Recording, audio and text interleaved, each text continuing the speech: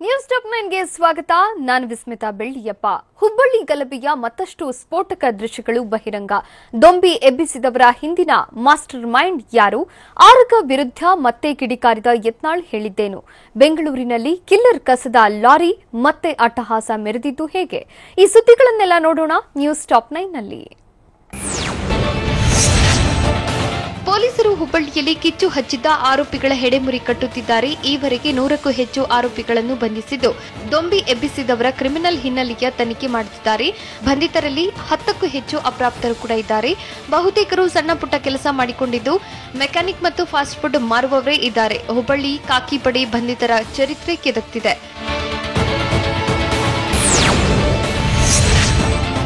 Hubballi ಗಲಭೆಕೋರರನ್ನ Kalaburagi central ಜೈಲಿಗೆ shift ಮಾಡಲಾಗ್ತಿದೆ. ಕಾನೂನು ಸುವ್ಯವಸ್ಥೆ ಕಾಪಾಡುವ ಸಲುವಾಗಿ ಆರೋಪಿಗಳನ್ನ ಹುಬ್ಬಳ್ಳಿಯಿಂದ ಶಿಫ್ಟ್ ಮಾಡಲಾಗ್ತಿದೆ. 14 ದಿನಗಳ ನ್ಯಾಯಾಂಗ ಬಂಧನದಲ್ಲಿರುವ ಆರೋಪಿಗಳು ಶಿಫ್ಟ್ ಆಗ್ತಿದ್ದಾರೆ.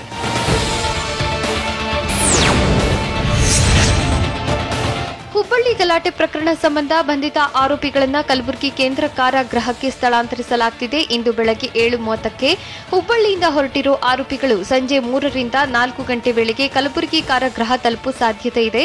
ಕಲಬುರಗಿ ಕೇಂದ್ರ ಕಾರಾಗೃಹದಲ್ಲಿ ಆರೋಪಿಗಳನ್ನು ಇಡಲು ಕಲಬುರಗಿ ನಗರದ ಹೊರವಲಯದಲ್ಲಿರುವ ಜೈಲು ಸಿಬ್ಬಂದಿ ವ್ಯವಸ್ಥೆ ಮಾಡಿಕೊಂಡಿದ್ದಾರೆ.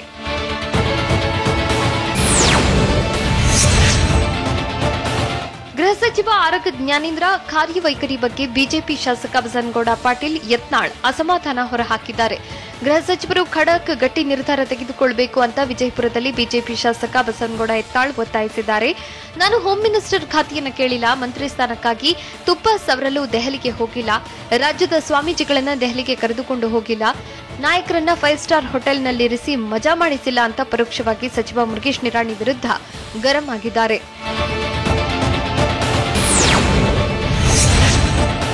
ಬೇರೆ ಇಲಾಖೆ ವಹಿಸಿಕೊಳ್ಳಲು ಗೃಹ ಸಚಿವ ಆರಗ ಜ್ಞಾನೇಂದ್ರರಿಗೆ ಸಲಹೆ ನೀಡಿದ್ದೇನೆ ಅಂತ ಶಾಸಕ ಬಸನಗೌಡ ಪಾಟೀಲ್ ಯತ್ನಾಳ್ ಹೇಳಿದ್ದಾರೆ. ಕೆಲಸದ ಟೆನ್ಷನ್ನಲ್ಲಿ ರಾತ್ರಿ ನಿದ್ದೆ ಬರ್ತಿಲ್ಲ ಎಂದು ಗೃಹ ಸಚಿವ ಆರಗ ಜ್ಞಾನೇಂದ್ರ ನನಗೆ ತಿಳಿಸಿದ್ದಾರೆ. ಆರಗ ಜ್ಞಾನೇಂದ್ರ ಒಳ್ಳೆಯ ಸ್ವಭಾವದ ಮನುಷ್ಯ, ಅವರಿಗೆ ಗೃಹ ಖಾತೆ ಸೆಟ್ ಆಗೋದಿಲ್ಲ ಅಂತ ವಿಜಯಪುರದಲ್ಲಿ ಬಿಜೆಪಿ ಶಾಸಕ ಬಸನಗೌಡ ಯತ್ನಾಳ್ ತಿಳಿಸಿದ್ದಾರೆ. ಬಗೆದಷ್ಟು ಬಯಲಾಗ್ತಿರೋದು ಹೇಗೆ? ಪಿಎಸ್ಐ ಎಕ್ಸಾಮ್ ಕರ್ಮಕಾಂಡ. ಓರ್ವ ಕ್ಯಾಂಡಿಡೇಟ್ನಿಂದ ಎಷ್ಟು ಲಕ್ಷಕ್ಕೆ ಡೀಲ್ ಮಾಡಿಕೊಳ್ಳಲಾಗಿತ್ತು? ಎಸ್ಕೇಪ್ ಆಗಿರೋ ದಿವ್ಯಾ ಹಾಗರಗಿ ಬಂಧನ ಹೇಗಿದೆ? ಖಾಕಿ ತಲಾಶ್. ನೋಡೋಣ ಎಕ್ಸಾಮ್ ಡೀಲ್ ನ್ಯೂಸ್ ಟಾಪ್ 9ನಲ್ಲಿ. ಪಿಎಸ್ಐ ಕರ್ಮಕಾಂಡ ಬಗೆದಷ್ಟು ಬಯಲಾಗಿದ್ದು, ತನಿಖೆಯಲ್ಲಿ ಸ್ಫೋಟಕ ಸತ್ಯ ಬಹಿರಂಗವಾಗಿದೆ. ಪಿಎಸ್ಐ ಪರೀಕ್ಷೆ ಗೋಲ್ಮಾಲ್ ಪ್ರಕರಣ ಬೆಳಕಿಗೆ ಬರ್ತಿದ್ದಂತೆ ದಿವ್ಯಾ ಹಾಗರಗಿ ಎಸ್ಕೇಪ್ ಆಗಿದ್ದಾರೆ. ಬಂಧನದ ಭೀತಿಯಲ್ಲಿ ಸ್ನೇಹಿತರೊಂದಿಗೆ ಪರಾರಿಯಾಗಿದ್ದಾರೆ. ಹೀಗಾಗಿ ಬಿಜೆಪಿ ನಾಯಕಿ ದಿವ್ಯಾ ಹಾಗರಗಿ, ದಿವ್ಯಾ ಸ್ನೇಹಿತನಿಗಾಗಿ ಪೊಲೀಸರು ಶೋಧ ನಡೆಸುತ್ತಿದ್ದಾರೆ. ಸಿಐಡಿ ಎಸ್ಪಿ ರಾಘವೇಂದ್ರ ಹೆಗಡೆ ನೇತೃತ್ವದಲ್ಲಿ ಕಾರ್ಯಾಚರಣೆ ನಡೆಸುತ್ತಿದ್ದಾರೆ.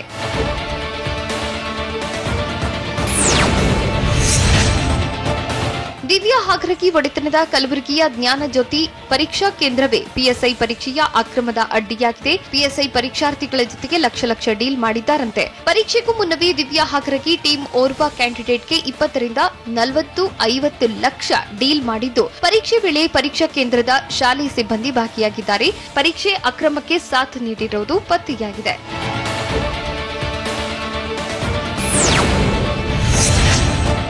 ಪಿಎಸ್ಐ ನೇಮಕಾತಿ ಪರೀಕ್ಷೆಯಲ್ಲಿನ ಅಕ್ರಮದ ಕುರಿತು ಸಿಐಡಿ ಪೊಲೀಸರು ತನಿಖೆ ತೀವ್ರಗೊಳಿಸಿದ್ದು, ಪರಾರಿಯಾಗಿರೋ ಆರೋಪಿಗಳಿಗೆ ತಲಾಶ್ ಮಾಡುತ್ತಿದ್ದಾರೆ. ಮತ್ತೊಂದೆಡೆ ಬಂಧಿತ ಆರೋಪಿಗಳ ವಿಚಾರಣೆ ನಡೆಸ್ತಾ ಇದ್ದು, ಪರೀಕ್ಷಾ ಕೇಂದ್ರದ ಮೇಲ್ವಿಚಾರಕರಿಂದಲೇ ಅಕ್ರಮ ನಡೆದಿರುವುದು ಬಯಲಾಗಿದೆ. ಪರೀಕ್ಷೆ ಬಳಿಕ OMR ನಕಲು ಪ್ರತಿ ಪಡೆದ ಬಗ್ಗೆ ಕೆಲವರು ಪೊಲೀಸರಿಗೆ ಮಾಹಿತಿ ನೀಡಿದ್ದು, ಇದೇ ಮಾಹಿತಿ ಆಧರಿಸಿ ಆರೋಪಿಗಳಿಗೆ ಗ್ರಿಲ್ ಮಾಡಿದ್ದಾರೆ.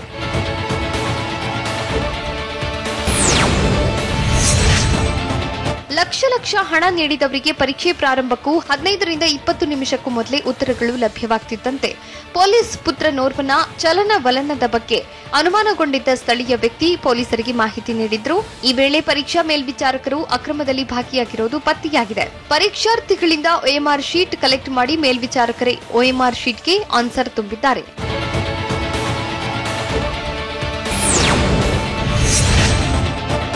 ಪಿಎಸ್ಐ ನೇಮಕಾತಿಯಲ್ಲಿ ಅಕ್ರಮ ವಿಚಾರವಾಗಿ ಈವರೆಗೆ 8 ಜನರನ್ನ ಬಂಧಿಸಿರುವ ಸಿಐಡಿ ಪೊಲೀಸರು ತನಿಖೆ ತೀವ್ರಗೊಳಿಸಿದ್ದಾರೆ. ಕಲಬುರಗಿಯಲ್ಲಿ ಬೀಡು ಬಿಟ್ಟು ತನಿಖೆ ನಡೆಸುತ್ತಿರುವ ಸಿಐಡಿ ಟೀಮ್ ಬಂಧಿತರಿಂದ ಅಕ್ರಮದ ಇಂಚಿಂಚು ಮಾಹಿತಿ ಕಲೆ ಹಾಕುತ್ತಿದ್ದಾರೆ. ದಿವ್ಯಾ ಹಾಗರಗಿ ಒಡೆತನದ ಜ್ಞಾನಜ್ಯೋತಿ ಇಂಗ್ಲಿಷ್ ಶಾಲೆಯ ಹೆಡ್ ಮಾಸ್ಟರ್ ಆಗಿರೋ ಅಕ್ರಮದ ಪ್ರಮುಖ ಆರೋಪಿ ಕಾಶಿನಾಥ್ ಕಾಕಿ ಹುಡುಕಾಟ ನಡೆಸುತ್ತಿದ್ದಾರೆ.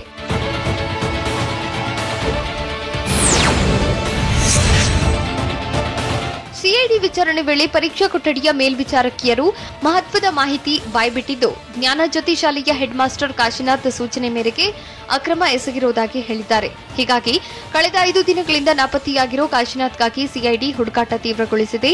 ಇನ್ನು ಈಗಾಗಲೇ ದಿವ್ಯಾ ಹಾಕರಕಿ ಪತಿ ರಾಜೇಶ್ನನ್ನ ಬಂಧಿಸಿರೋ ಸಿಐಡಿ ನಾಪತ್ತೆಯಾಗಿರೋ ದಿವ್ಯಾಗಾಗಿ ತಲಾಶ್ ಮಾಡುತ್ತಿದ್ದಾರೆ. ದಿವ್ಯಾ ಪತ್ತೆಯಾದ್ರೆ ಪ್ರಕರಣದ ಬಗ್ಗೆ ಇನ್ನಷ್ಟು ಮಾಹಿತಿ ಹೊರಬೀಳುವ ಸಾಧ್ಯತೆ ಇದೆ.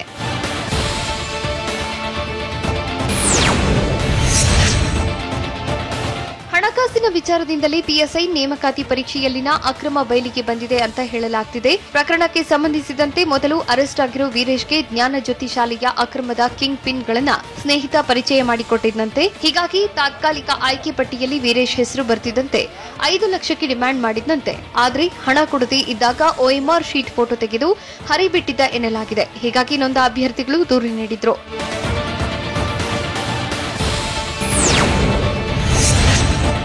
ಪಿಎಸ್ಐ ಹುದ್ದೆಗಳ ನೇಮಕಾತಿಯಲ್ಲಿ ಅಕ್ರಮ ವಿಚಾರವಾಗಿ ದಿವ್ಯಾ ಹಾಕರಕಿ ವಿರುದ್ಧ ಬಿಜೆಪಿ ಶಾಸಕ ಬಸವನಗೌಡ ಪಾಟೀಲ್ ಯತ್ನಾಳ್ ಹೊಸ ಬಾಂಬ್ ಸಿಡಿಸಿದ್ದಾರೆ. ಆರೋಪ ಎದುರಿಸುತ್ತಿರುವ ದಿವ್ಯಾ ಹಿಂದೆ ದೊಡ್ಡ ಶಕ್ತಿಯೇ ಇದೆ. ದಿವ್ಯಾ ಹಾಕರಕಿಯ ಹಿಂದೆ ಮಾಜಿ ಮುಖ್ಯಮಂತ್ರಿ ಇದ್ರು ಅಂತ ಶಾಸಕ ಯತ್ನಾಳ್ ಹೇಳಿದ್ದಾರೆ. ಅಲ್ಲದೆ ಬಿಎಸ್ ಯಡಿಯೂರಪ್ಪ ಸಿಎಂ ಆದಾಗಿನಿಂದಲೂ ನೇಮಕಾತಿಯಲ್ಲಿ ಅಕ್ರಮವಾಗಿದೆ ಎಂದು ವಿಜಯಪುರದಲ್ಲಿ ಆರೋಪಿಸಿದ್ದಾರೆ.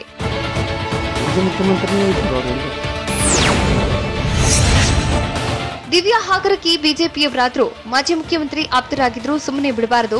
ಇಂಥವರಿಂದ ನಮ್ಮ ಸರ್ಕಾರದ ಇಮೇಜ್ ಹಾಳಾಗ್ತಿದೆ ಅಂತ ಶಾಸಕ ಯತ್ನಾಳ್ ಆಗ್ರಹಿಸಿದ್ದಾರೆ. ತಪ್ಪಿತಸ್ಥರ ವಿರುದ್ಧ ಕಠಿಣ ಕ್ರಮ ಕೈಗೊಳ್ಳಬೇಕು ಎಂದು ಯತ್ನಾಳ್ ಒತ್ತಾಯಿಸಿದ್ದು, ತಪ್ಪಿತಸ್ಥರು ನಮ್ಮ ಪಕ್ಷದಲ್ಲಿದ್ರೆ ಉಚ್ಚಾಟನೆ ಮಾಡಬೇಕು ಎಂದು ಹೇಳಿದ್ದಾರೆ. ಬೆಂಗಳೂರಲ್ಲಿ ಭಾರೀ ಮಳೆ ಅವಾಂತರಕ್ಕೆ ಯುವಕ ಬಲಿಯಾಗಿದ್ದು ಹೇಗೆ? ನಿನ್ನೆ ರಾತ್ರಿ ಸುರಿದ ಧಾರಾಕಾರ ಮಳೆಗೆ ಸಿಲಿಕಾನ್ ಸಿಟಿ ತತ್ತರಿಸಿದ್ದು ಹೇಗೆ? ಬೃಹತ್ ಮರಗಳು ಧರೆಗುರುಳಿದ್ದು ಎಲ್ಲಿ? ಯಾವ್ಯಾವ ಏರಿಯಾಗಳಲ್ಲಿ ಮನೆಗಳಿಗೆ ನೀರು ನುಗ್ಗಿತ್ತು? ನೋಡೋಣ ಬೆಂಗಳೂರು ಮಳೆ ನ್ಯೂಸ್ ಟಾಪ್ 9ನಲ್ಲಿ. ಬೆಂಗಳೂರು ನಗರದಲ್ಲಿ ಗಾಳಿ ಸಹಿತ ಮಳೆಯಿಂದ ಗಾಯತ್ರಿ ನಗರದಲ್ಲಿ ವಿದ್ಯುತ್ ಲೈನ್ ಮೇಲೆ ಬೃಹತ್ ಮರ ಬಿದ್ದು ಪವರ್ ಕಟ್ ಆಗಿದ್ದು, ಗಾಳಿ ಮಳೆಯಿಂದಾಗಿ ಬೃಹತ್ ಮರ ಉರುಳಿ ಬಿದ್ದು 2 ಕಾರುಗಳು ಜಖಮಾಗಿವೆ. ಮರ ಬಿದ್ದ ಹಿನ್ನೆಲೆ 3 ವಿದ್ಯುತ್ ಕಂಬಗಳು ನೆಲಕ್ಕುರುಳಿವೆ. ಅಲ್ಲದೆ ಕಾರಿನ ವಿದ್ಯುತ್ ಕಂಬ ಬಿದ್ದಿದ್ದು, ಮತ್ತೊಂದು ಕಾರಿನ ಮೇಲೆ ತೆಂಗಿನ ಮರ ಬಿದ್ದು ಹಾನಿಯಾಗಿದೆ. 4ಕ್ಕೂ ಹೆಚ್ಚು ಕಂಬ ವಾಲಿರುವ ಹಿನ್ನೆಲೆ ಬೆಸ್ಕಾಂ ಸಿಬ್ಬಂದಿ ರಾತ್ರಿಯಿಡೀ ದುರಸ್ತಿ ಕಾರ್ಯ ಮಾಡಿದ್ದಾರೆ. ಕಳೆದ ಕೆಲ ದಿನಗಳಿಂದ ರಾಜ್ಯ ರಾಜಧಾನಿ ಬೆಂಗಳೂರಿನಲ್ಲಿ ವರುಣ ಅಬ್ಬರಿಸುತ್ತಿದ್ದು, ಸಂಜೆಯಾದ್ರೆ ಸಾಕು ವಾಹನ ಸವಾರರು ಪರದಾಡುವಂತಾಗಿದೆ. ರಾಜ್ಯದ ಇನ್ನು 3 ದಿನಗಳ ಕಾಲ ಮಳೆಯಾಗುವ ಸಾಧ್ಯತೆ ಇದೆ. ಬಂಗಾಳ ಕೊಲ್ಲಿಯಲ್ಲಿ ಮೇಲ್ಮೈ ಸುಳಿಗಾಳಿ ಹಿನ್ನೆಲೆ ಇನ್ನು 3 ದಿನಗಳ ಕಾಲ ಮಳೆ ಸುರಿಯಲಿದೆ ಅಂತ ಹವಾಮಾನ ಇಲಾಖೆ ತಿಳಿಸಿದೆ.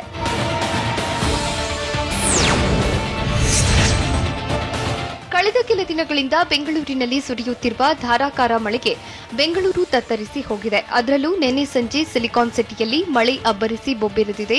ಮಳೆಯಿಂದಾಗಿ ಕಸ್ತೂರಬಾ ರಸ್ತೆಯಲ್ಲಿ ಬಸ್ ಸ್ಟ್ಯಾಂಡ್ ಮೇಲೆ ಮರವೊಂದು ಬಿದ್ದು ಬಸ್ ಸೇರಿ ದ್ವಿಚಕ್ರ ವಾಹನವೊಂದು ಜಖಮಾಗಿತ್ತು. ಮಳೆಯಿಂದ ಬಸ್ ಸ್ಟ್ಯಾಂಡ್ನಲ್ಲಿ ಆಶ್ರಯ ಪಡೆದಿದ್ದವರು ಒಂದು ಕ್ಷಣ ಬೆಚ್ಚಿಬಿದ್ರು. ಆದರೆ ಯಾವುದೇ ಪ್ರಾಣಾಪಾಯವಾಗಿಲ್ಲ.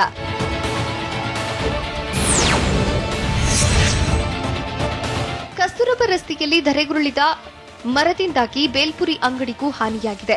ಗಾಡಿಯಲ್ಲಿದ್ದ ಪೂರಿ, ಕೋಡ್ಬಳೆ, ಈರುಳ್ಳಿ, ಕ್ಯಾರೆಟ್ ಸೇರಿದಂತೆ ಗಾಡಿಯಲ್ಲಿದ್ದ ತಿಂಡಿ ಪದಾರ್ಥಗಳೆಲ್ಲ ಚೆಲ್ಲಾಪಿಲ್ಲಿಯಾಗಿತ್ತು. ಈ ವೇಳೆ 1 ಗಂಟೆಗಳ ಕಾಲ ಟ್ರಾಫಿಕ್ ಜಾಮ್ ಸಹ ಉಂಟಾಗಿತ್ತು.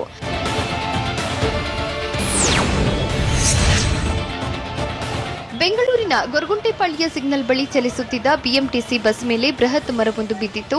ಅದೃಷ್ಟವಶಾತ್ ಬಿಎಂಟಿಸಿ ಬಸ್ನಲ್ಲಿದ್ದ ಎಲ್ಲರೂ ಅಪಾಯದಿಂದ ಪಾರಾಗಿದ್ದು, ಭಾರೀ ಅನಾಹುತವೊಂದು ಕೂದಲೆಳೆ ಅಂತರದಲ್ಲಿ ತಪ್ಪಿದೆ. ಇನ್ನು ಬಿರುಗಾಳಿ ಜೊತೆ ಸುರಿದ ಮಳೆಯಿಂದಾಗಿ ರಾಜಾಜಿನಗರದ ಮೋದಿ ಆಸ್ಪತ್ರೆ ಬಳಿ ಭಾರೀ ಮರವೊಂದು ಧರೆಗೆ ಬಿದ್ದಿತ್ತು. ಮರದಡಿ ಸಿಲುಕಿ ಗೂಡ್ಸ್ ಟೆಂಪೋ ಆಟೋ ಜಖಮಾಗಿದ್ವು. ಕೆಲಕಾಲ ಟ್ರಾಫಿಕ್ ಜಾಮ್ ಕೂಡ ಉಂಟಾಗಿತ್ತು. ಬಿಬಿಎಂಪಿ ಸಿಬ್ಬಂದಿ ಮರ ತೆರವುಗೊಳಿಸಿದ್ರು. ಮಳೆ ಹೊಡೆತಕ್ಕೆ ಚಿಕ್ಕಪೇಟೆಯಲ್ಲಿ ರಸ್ತೆಗೆ ಜಲಾವೃತವಾಗಿದ್ದು, ವಾಹನಗಳೆಲ್ಲ ಮುಳುಗಿ ಸವಾರರು ಪರದಾಡಿದ್ರು. ಬೆಂಗಳೂರು ಸೇರಿದಂತೆ ಹೊರ ಜಿಲ್ಲೆಗಳಿಂದ ಶಾಪಿಂಗ್ಗೆ ಅಂತ ಬಂದಿದ್ದ 100 ಮಂದಿ ಚಿಕ್ಕಪೇಟೆ ಸ್ಥಿತಿ ಕಂಡು ಕಂಗಾಲಾಗಿದ್ರು. ನಿನ್ನೆ ಸಂಜೆ ಸತತವಾಗಿ ಸುರಿದ ಮಳೆಯಿಂದಾಗಿ ರಾಜಾಜಿನಗರ ವಿಜಯನಗರ ಸೇರಿದಂತೆ ಸುತ್ತಮುತ್ತಲಿನ ಬಡಾವಣೆಯ ಜನ ತತ್ತರಿಸಿ ಹೋಗಿದ್ದಾರೆ. ಅದರಲ್ಲೂ ಬಸವೇಶ್ವರ ನಗರದಲ್ಲಿ ರಸ್ತೆಯಲ್ಲಿ ಕಟ್ಟಿಕೊಂಡಿದ್ದ ನೀರನ್ನು ಹೊರಹಾಕಲು ಮಹಿಳೆಯರೇ ಬೀದಿಗಿಳಿದಿದ್ರು. ಬೆಂಗಳೂರಿನಲ್ಲಿ ಮಹಿಳೆಯ ಬಲಿ ಪಡೆದಿದ್ದ ಹೇಗೆ ಕಸದ ಲಾರಿ, ಗುತ್ತಿಗೆದಾರ ಸಂತೋಷ್ ಆತ್ಮಹತ್ಯೆ ಪ್ರಕರಣದ ತನಿಖೆ ಹೇಗಿದೆ, ಆರತಿ ಗಲಾಟೆಯಿಂದ ರಸ್ತೆಯಲ್ಲೇ ದೇವರ ಮೂರ್ತಿಯನ್ನ ಬಿಟ್ಟು ಹೋಗಿದ್ದು ಎಲ್ಲಿ ನೋಡೋಣ ಕರ್ನಾಟಕ ನ್ಯೂಸ್ ಟಾಪ್ 9ನಲ್ಲಿ. ಬಿಬಿಎಂಪಿ ಕಸದ ಲಾರಿಗಳಿಂದ ನಡೆಯುತ್ತಿರೋ ಅಪಘಾತ ಪ್ರಕರಣಗಳಿಂದ ಕೊನೆಗೂ ಬಿಬಿಎಂಪಿ ಎಚ್ಚೆತ್ತಿದೆ. ವಾಹನಗಳ ಕ್ರಮಬದ್ಧ ತಪಾಸಣೆ, ಮುಂಜಾಗ್ರತಾ ಕ್ರಮಕ್ಕೆ ಬಿಬಿಎಂಪಿ ಮುಖ್ಯ ಆಯುಕ್ತ ಗೌರವ್ ಗುಪ್ತಾ ಸೂಚನೆ ನೀಡಿದ್ದಾರೆ. ಕಸದ ಲಾರಿಗಳು ಸಂಚಾರಕ್ಕೆ ಯೋಗ್ಯವಾಗಿದೆಯೇ ಅನ್ನೋದರ ಕಸದ ವಿಲೇವಾರಿ ಗುತ್ತಿಗೆದಾರರು ದೃಢೀಕರಿಸಬೇಕು. ಫಿಟ್ನೆಸ್ ಪ್ರಮಾಣ ಪತ್ರ ಕಡ್ಡಾಯವಾಗಿ ಹೊಂದಿರಬೇಕು. ಸ್ಪೀಡ್ ಕಂಟ್ರೋಲ್ ಅಳವಡಿಸಿರಬೇಕು. ಕಾಲಕಾಲಕ್ಕೆ ವಾಹನಗಳ ಪರಿಶೀಲನೆ ಆಗಬೇಕು ಅಂತ ತಿಳಿಸಿದ್ದಾರೆ.